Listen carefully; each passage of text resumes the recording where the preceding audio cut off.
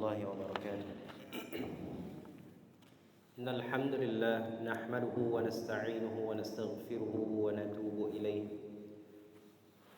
ونعوذ بالله من شرور أنفسنا ومن سيئات أعمالنا. من يهده الله فلا مضل له ومن يضلل فلا هادي له. أشهد أن لا إله إلا الله وحده لا شريك له وأشهد أن محمدا عبده ورسوله. اللهم صل على سيدنا محمد وعلى آله وصحبه أجمعين. Alhamdulillah, thumma alhamdulillah, puji syukur pada Allah Subhanahu wa taala, salawat dan salam ke atas junjungan besar Nabi Muhammad sallallahu alaihi wasallam. Para jemaah yang rahmati Allah Subhanahu wa taala, seperti mana lazimnya sebelum kita memulakan pengajian kitab Riyadhus Shalihin An-Nawawi, kita berzikir bersama. Hasbunallah wa ni'mal wakil. نعم المولى ونعم النصير. حسبنا الله ونعم الوكيل. نعم المولى ونعم النصير. حسبنا الله ونعم الوكيل. نعم المولى ونعم النصير. Alhamdulillah. Kita niat beriktikaf. Kalau kita belum berniat iktikaf saja, aku beriktikaf dalam masa ini karena Allah Ta'ala. Para jemaah yang dirahmati Allah Subhanahu wa taala, minggu lepas kita masuk di dalam babus sidq, bab terkait dengan kejujuran. Dan kita ini membacakan seperti mana lazimnya Imam An-Nawawi di dalam kitab-kitabnya. Bila memulakan suatu bab, beliau akan memulakannya dengan potongan-potongan ayat-ayat Al-Quran yang terkait dengan bab tersebut, kemudian barulah bermula dengan hadis-hadis. Baik, kita ini masuk di dalam hadis yang pertama. Rasanya ada sudah masuk dalam hadis pertama ni. Kita ni ulang sikit sebagai suatu ingatan. Wa amal ahadits. Adapun terkait dengan hadis-hadis. Fal awwal an Ibnu Mas'ud radhiyallahu an, daripada sahabat Abdullah bin Mas'ud radhiyallahu anhu, an Nabi sallallahu alaihi wasallam. Qal, bahawa Nabi sallallahu alaihi wasallam bersabda, "Inna as-sidqa yahdi ila al-birr. وإن البر يهدي إلى الجنة وإن الرجل لا يصدق حتى يكتب عند الله صديقا وإن الكذب يهدي إلى الفجور وإن الفجور يهدي إلى النار وإن الرجل لا يكذب حتى يكتب عند الله كذابا." متفق عليه. Nabi SAW bersabda, hadis yang diriwayatkan oleh sahabat Abdullah bin Mas'ud. Katanya Nabi SAW bersabda, "Inna sidqa, sesungguhnya kejujuran itu." Tadi sudah sebutkan makna kejujuran. Yahdi ilal bir, dan kejujuran ia bukan hanya terletak pada lisan, ia bukan hanya terletak pada lisan, tetapi juga mencakupi segala aspek yang terkait dengan niat dan juga perbuatan. Lisan, niat, perbuatan. Dan kejujuran itu yang terkait dengan tiga hal ini, yahdi ilal bir, ia akan membawakan kita ni kepada membimbing ke arah al-bir. Bir ini maknanya segala bentuk kebaikan-kebaikan. Apa yang Allah redha, apa yang Allah suka, apa yang Allah perintahkan, apa yang mana Allah suruh kita ni jauh daripadanya, tu semua tu mencakupi makna al-bir. Al-bir ini kebaikan-kebaikan. Apapun ia, misal senyuman atau bir. Bersedekah al-bir.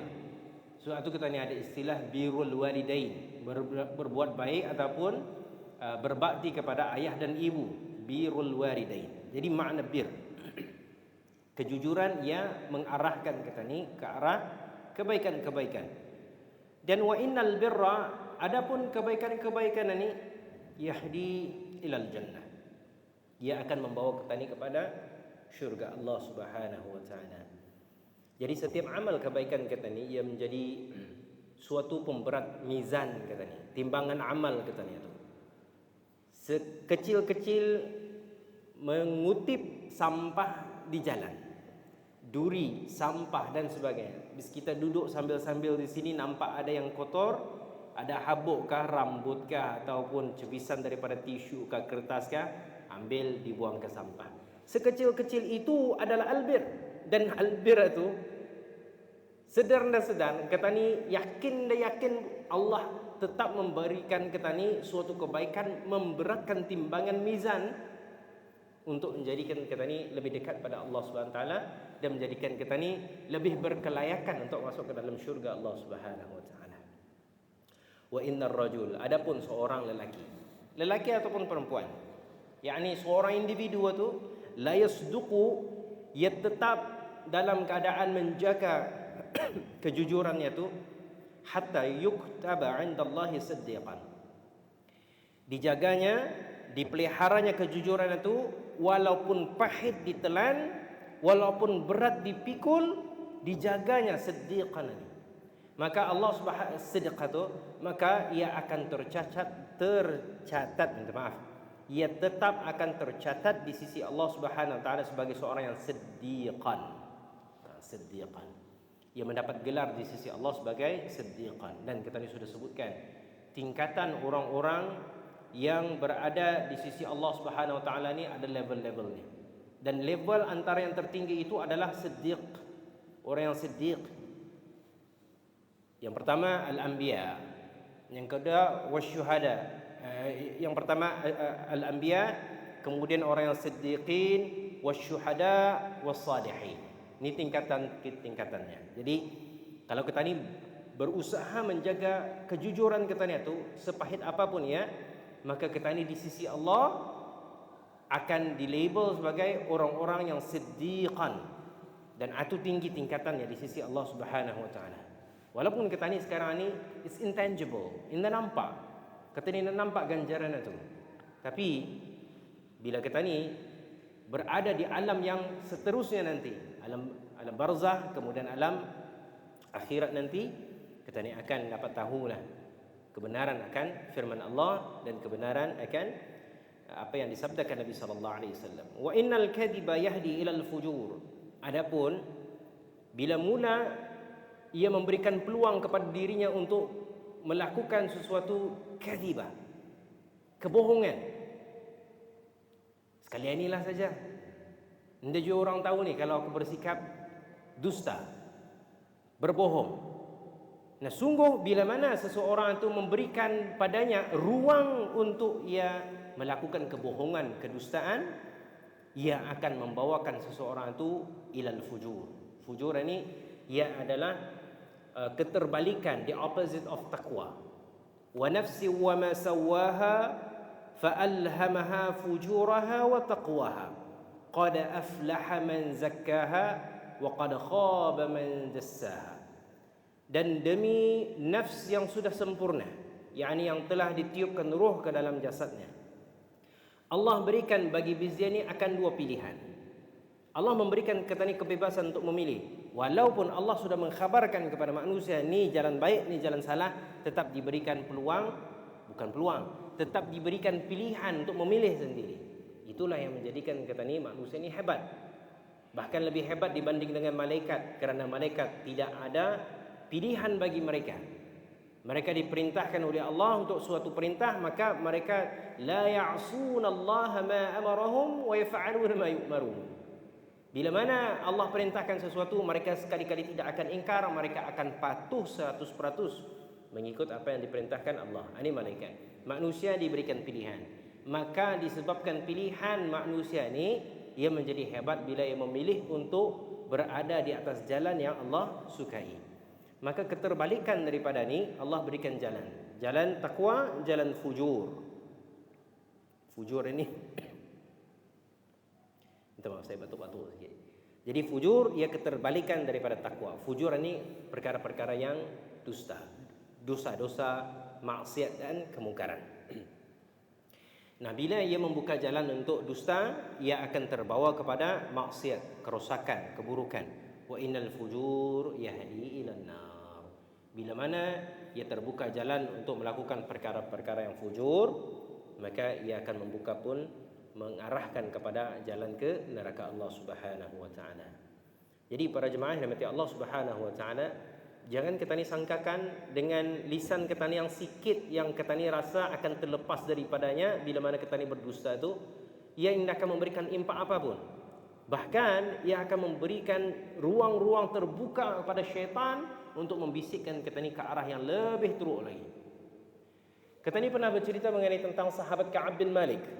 Hadisnya panjang. Ia bercerita sendiri pengalaman dirinya dengan dua orang sahabat lain tatkala ketinggalan di dalam peperangan Tabuk.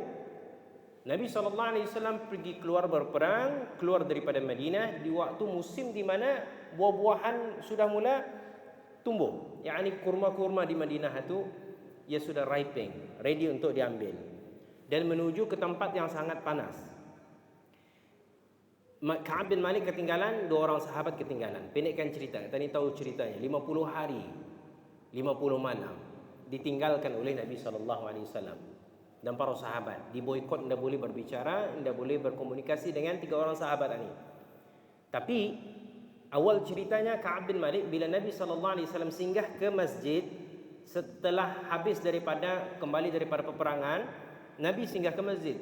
Ini adalah sesuatu yang menjadi sunnah Nabi. Satu, kita ni menyambut orang balik haji kan. Antara sunnahnya itu adalah mereka singgah ke masjid yang hampir dengan rumah, kemudian sembahyang sunat kudum, baru balik ke rumah. Baik. Jadi Nabi SAW sembahyang dulu, duduk rilek-rilek. Bila mana duduk-duduk itu, orang-orang munafik mula datang memberikan excuses kenapa kami tidak ikut di dalam peperangan Tabuk, kenapa kami tidak ikut berangkat. Kata Ka'ab bin Malik dalam hatinya, ia berbaris ni kan, tadi ceritanya kan, ia ikut berbaris. Katanya di dalam hadis itu, kalau bukan berdusta arah Nabi-Nya, aku ini pandai membuat susunan kata-kata. Tetapi ia tetap memilih dan ia yakin, ia ini pandai berkata-kata, ia yakin kalau aku berdusta Nabi tidak akan tahu. Tetapi ia memilih untuk tetap bersikap jujur dan akhirnya kejujurannya itu mendapatkan sesuatu yang menggembirakan hatinya. Bila mana setelah 50 hari, 50 malam itu disingkirkan oleh para sahabat atas arahan Allah Subhanahu wa taala, akhirnya apa? Allah menurunkan ayat sendiri untuk khusus tiga orang ini memberikan ampunan kepada manusia. Bila Allah memberikan jaminan ampunan itu apa artinya? Syurga Allah Subhanahu wa taala. Jadi, para jemaah yang dirahmati Allah Subhanahu wa taala, kata Ka'ab bin Maliknya, ia setelah habis daripada hujung hadis itu, ia berkata ia tetap akan bersikap jujur sampai ke ujung akhir hayatnya. Kerana dengan sikap jujurnya itu ia mendapatkan keuntungan yang luar biasa besar. Apa kiranya para jemaah kalau Ka'ab bin Malik, sahabat Nabi SAW, dengan dua orang sahabat lainnya itu memilih untuk sebaliknya, memilih untuk seperti mana orang-orang munafik yang mereka ni membuat-buat dusta supaya mereka ni kena bagi excuse, nampak cantik di hadapan orang, nampak cantik di hadapan Nabi. Tetapi sebenarnya kata-kata itu adalah kata-kata nista yang yakni tidak jujur kepada Allah dan tidak jujur kepada Rasulnya. Apa jadinya? Pasti lain ceritanya. Bukan seperti mana yang kita dengar kisahnya Ka'ab bin Malik. Jadi itulah yang dimaksudkan wa innal fujura yahdi ilan nar. Ya, sikap dusta ia membawa kepada fujur, fujur yang membawa kepada neraka Allah. Wa innar rajul la yakdzibu hatta yuktaba 'inda Allah kadzaban. Ada orang yang mana ia ni melakukan suatu pendustaan sehingga mana ia tetap menjaga kedustaannya tu sehingga Allah mencatat ke dia ni sebagai orang yang pendusta. Wih, dahsyat. Kalau kita ni di sisi manusia kerana label pendusta pun sudah kita ni ceritakan minggu lepas. Kalau ia bercakap benar pun orang tak akan percaya. Ia dusta sampai bila mana ia bercakap benar pun orang tak akan percaya. Betapa lemahnya ke dia di hadapan manusia. Bila mana ia tercatat di sisi Allah sebagai pendusta, apatah lagi dahsyatnya tu. Jadi para jemaah yang dirahmati Allah Subhanahu wa taala, orang berdusta ia akan melakukan dusta yang seterusnya, menjaga dustanya, ia akan berterusan. Jadi berhati-hati jangan sampai kita ni melakukan perbuatan dusta walaupun sekali. Hadis seterusnya para jemaah yang dirahmati Allah, hadis yang kedua. Al-thani an Abi Muhammad Hasan bin Ali bin Abi Talib radhiyallahu anhuma qal. Ini anaknya Sayyidina Ali karamallahu wajah Sayyidina Hasan, dan bapaknya Sayyidina Ali, neneknya Abi Talib. Hafadhu min Rasulillah sallallahu alaihi wasallam. Kata Hasan, cucu Nabi ini, Hasan cucu Nabi sallallahu alaihi wasallam, aku menghafal daripada nininya Rasulullah sallallahu alaihi wasallam. Apa yang dihafalnya ni? Da' ma yaribuk ila ma la yaribuk. Tinggalkan apa yang menjadi keraguan pada dirimu, ila ma la yaribuk, kepada sesuatu yang engkau tidak memiliki perasaan ragu-ragu lagi. Pindah daripada apapun yang menjadikan kamu ragu-ragu, pindah kepada apa yang tidak menjadikan kamu ragu-ragu. Fa inna sidqa tuma'ninatun, kerana sesungguhnya sikap jujur itu akan mendatangkan ketenangan. Wal kadhiba ribatun, sedangkan pendustaan itu akan menjadikan kita ni sentiasa dalam keraguan. Hadis yang diriwayatkan oleh At-Tirmizi, wa qala hadis sahih. Qauluhu yaribuka wa bi fathil ya wa dhammaha wa ma'nahu atrik ma tashukku fi hillati wa'dil ila ma la tashukku. Maknanya la tashukku fi. Makna daripada yaribuka ni yang membawa arti kepada sesuatu yang menjadikan tani ragu-ragu. Tinggalkan apa yang menjadikan dalam urusan tani itu adanya perasaan syak, bergerak ke arah sesuatu yang tidak ada syak di dalamnya. Baik. Tani bagi contoh dulu. Kalau apa maksud berpindah daripada sesuatu yang tidak menjadikan tani ragu-ragu kepada sesuatu yang ragu-ragu kepada sesuatu yang tidak menjadikan tani ragu-ragu. Kalau orang umrah, salah satu daripada rukun umrah itu adalah tawaf. Berapa pusingan para jemaah? Tawaf berapa pusingan? 7 pusingan. Daripada 7 pusingan ini, kita ni mengira tu selalu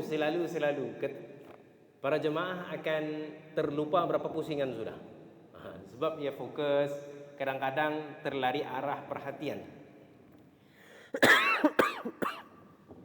Maaf. Minta izin.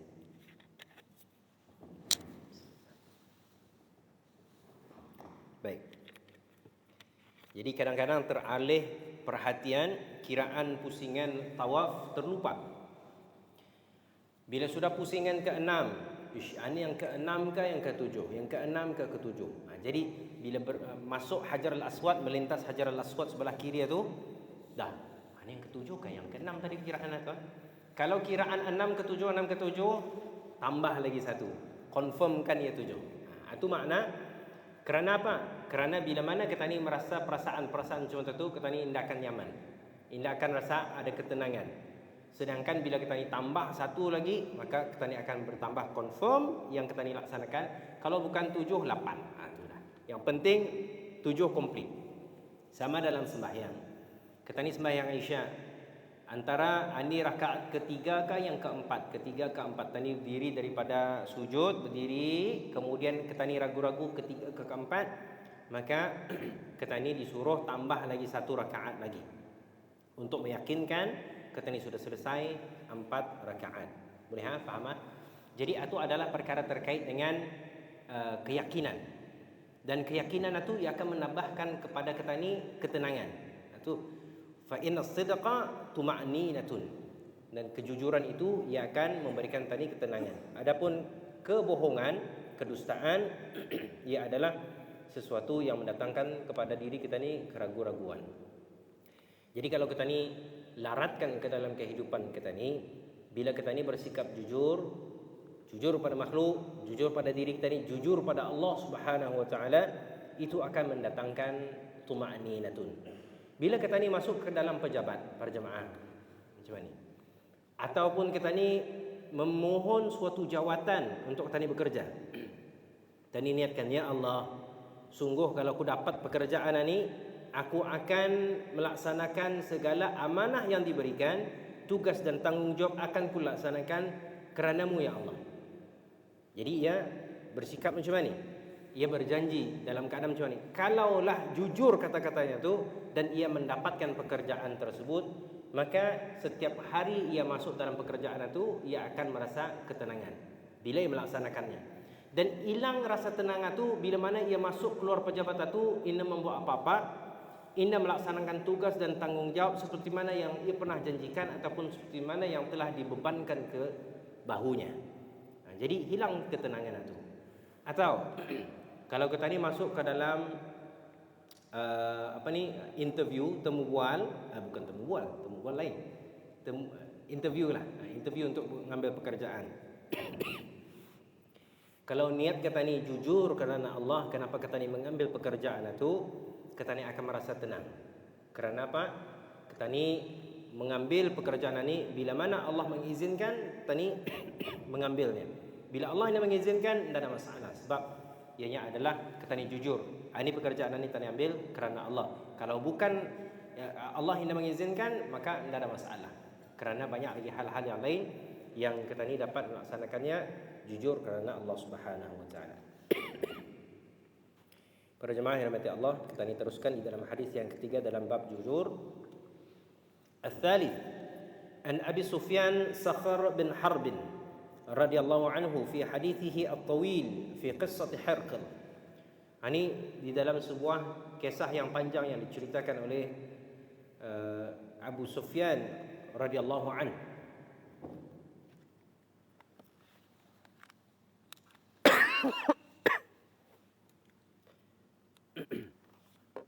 Para jemaah, Abu Sufyan bin Harb, ia asalnya adalah memusuhi Islam.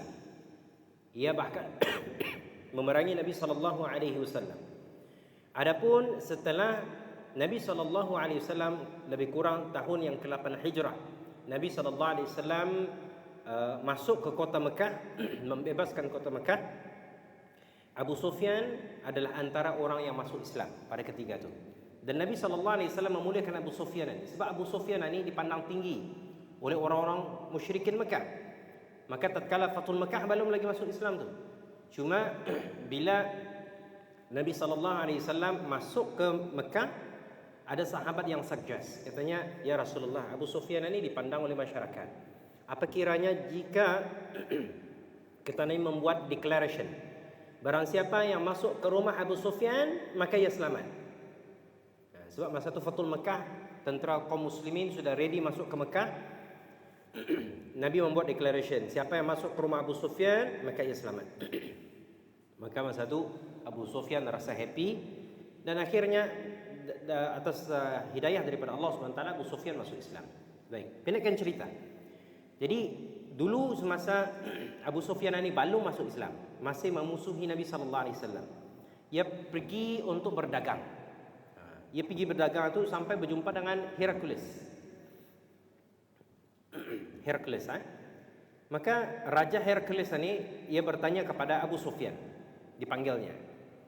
Masa itu Herakles ini ia adalah salah satu tamadun yang terbesar di dunia masa itu, Raja Herakles.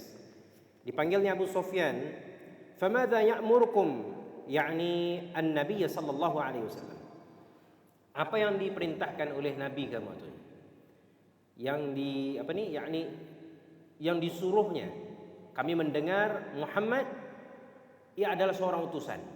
Ia menyeru kepada kamu akan sesuatu hal. Cerita rakunya. Apa yang ia serukan itu? Apa risalah yang dibawa oleh Nabi ini? Qala Abu Sufyan, qultu.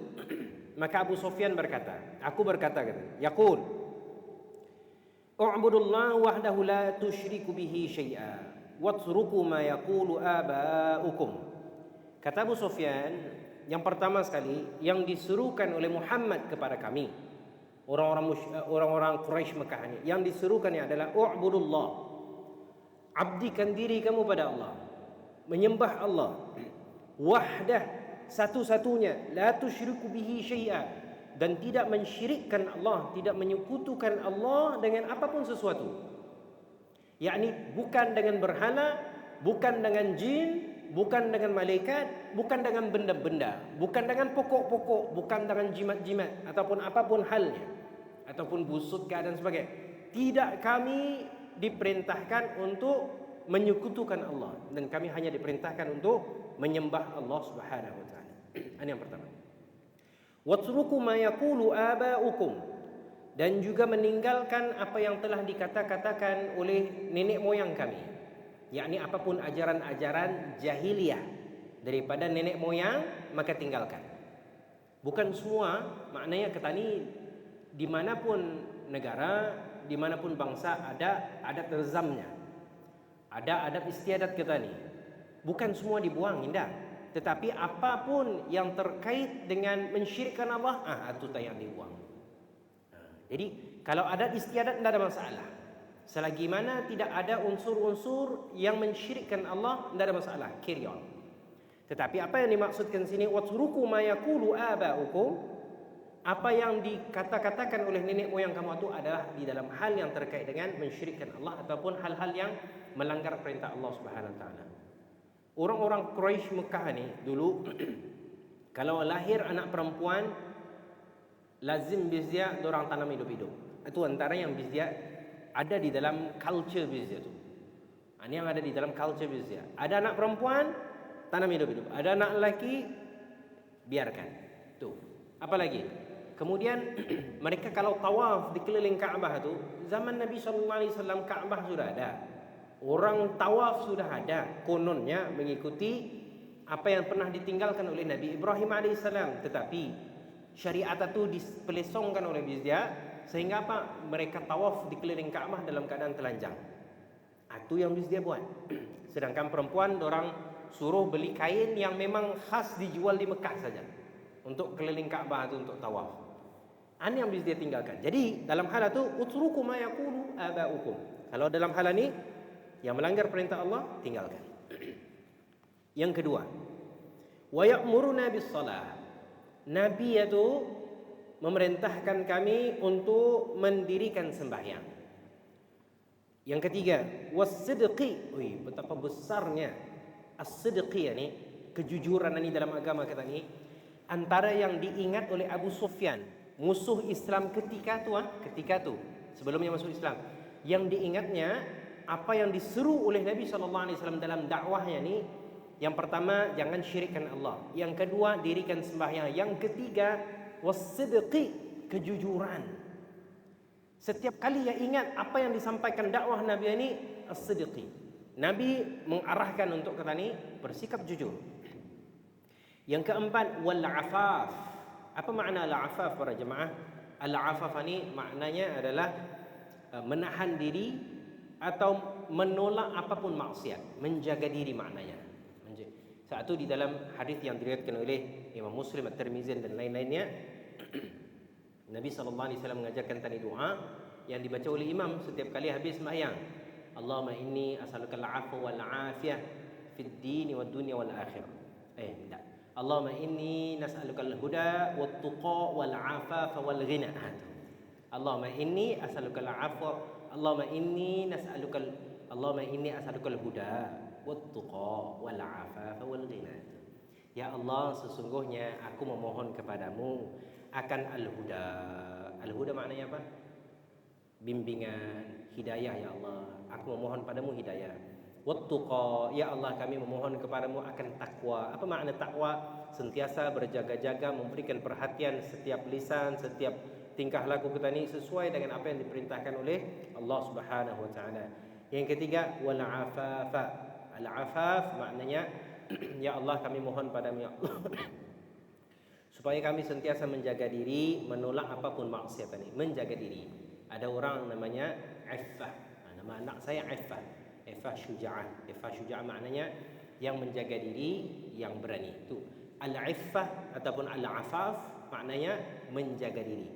Ya Allah berikan kami dalam setiap genap kehidupan tadi ini kekuatan untuk menjaga diri. Bila scrolling arah Instagram, TikTok dan sebagainya, kita ni faham menjaga diri kita ni. Yang haram dilihat jangan dilihat, yang haram didengar jangan tak.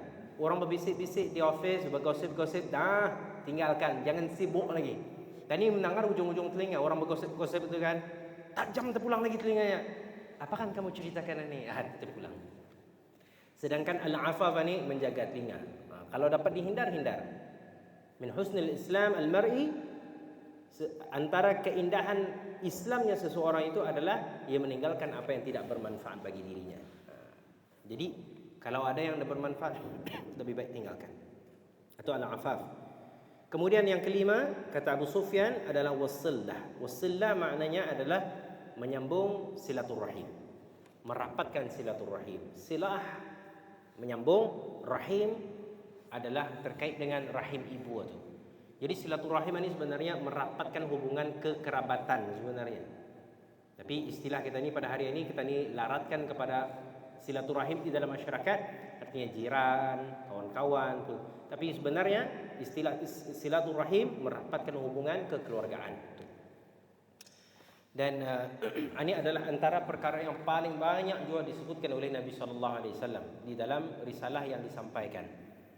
Antara khutbah yang pertama sekali bila Nabi sallallahu alaihi wasallam sampai ke Madinah, kata Abdullah bin Salam. Abdullah bin Salam tokoh orang Yahudi di Madinah. Bila ia sampai mendengar berita Nabi akan sampai ke Madinah, ia mendengar dengan tajam apa yang dikhutbahkan Nabi. Khutbah Nabi yang pertama di Madinah, apa isinya? Ya ayuhan nas, wahai manusia, afsyus salam, sebarkan salam, wa at'imut ta'am, beri makan kepada orang-orang, wasilul arham, sambunglah silaturahim, wasallu bil laili wan nasu niyam, sembahyang di waktu malam tatkala manusia lainnya mereka tidur. Tadkhulul jannata bisalam, maka kamu akan masuk ke dalam syurga Allah dalam keadaan sejahtera. Khutbah Nabi yang pertama, afsyus salam, sebarkan salam, wa at'imut ta'am, beri makan orang, wasilul arham, sambung silaturahim, rapatkan hubungan kita ni, jangan bertelingkah, jangan disebabkan harta waris dan sebagainya kita ni memutuskan silaturahim, jangan dibenci, dilarang, haram hukumnya memutuskan silaturahim.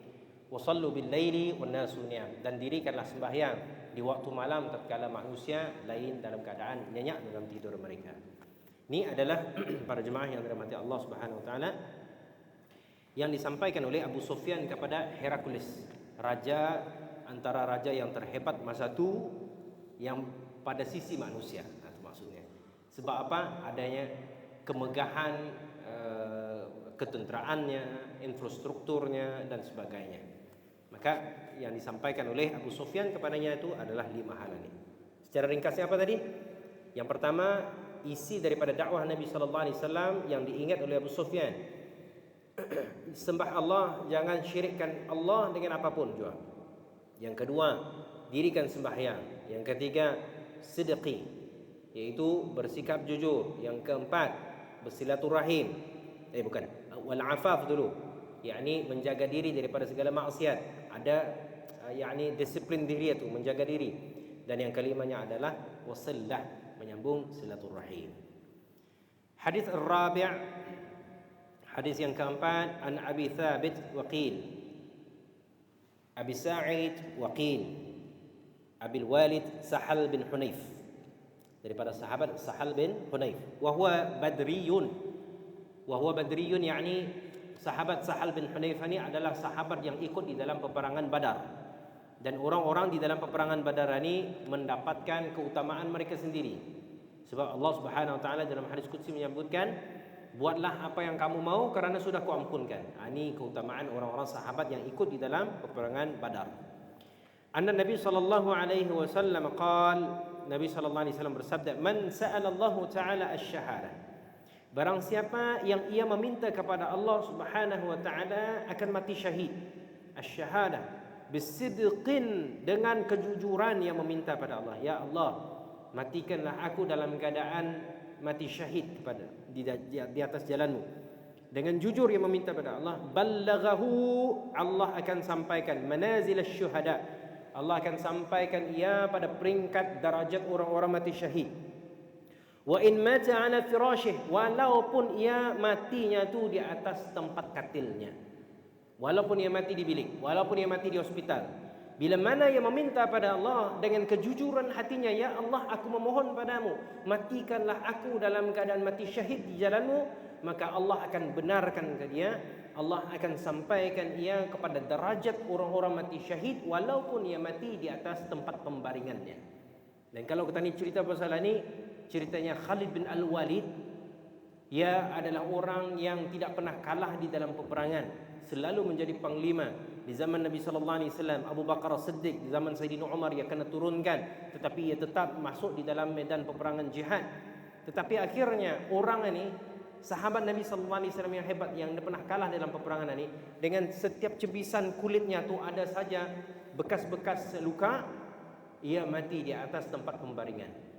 Namun kalau kita ni mengingat hadis ini, kita ni pun boleh masuk di dalam orang-orang yang mati syahid darajatnya bila mana kita ni jujur kepada Allah Subhanahu wa taala.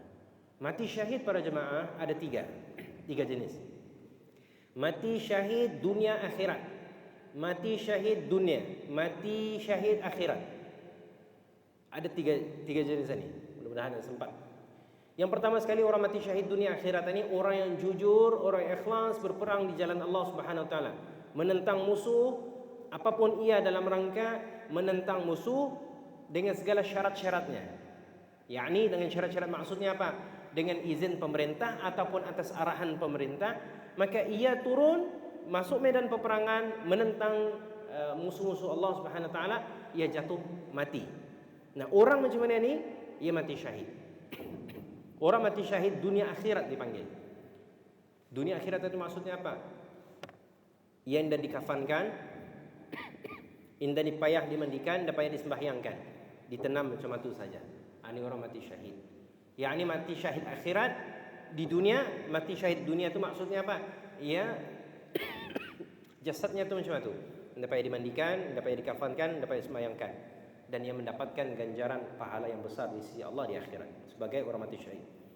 Orang syahid dunia artinya ia berperang di jalan Allah Subhanahu wa taala, tetapi niatnya bertukar untuk mendapatkan harta rampasan perang ataupun mendapatkan gelar dan sebagainya, yakni selain daripada Allah. Maka di dunia jasadnya tidak payah dimandikan, tidak payah dikafankan, tidak payah disembahyangkan.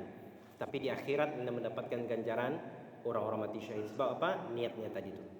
Dan yang ketiga adalah orang yang mati syahid akhirat, yaitu orang yang di dunia ia tetap dimandikan, tetap disembahyangkan, tetap disolatkan, tetapi di akhirat yang mendapatkan ganjaran pahala orang mati syahid.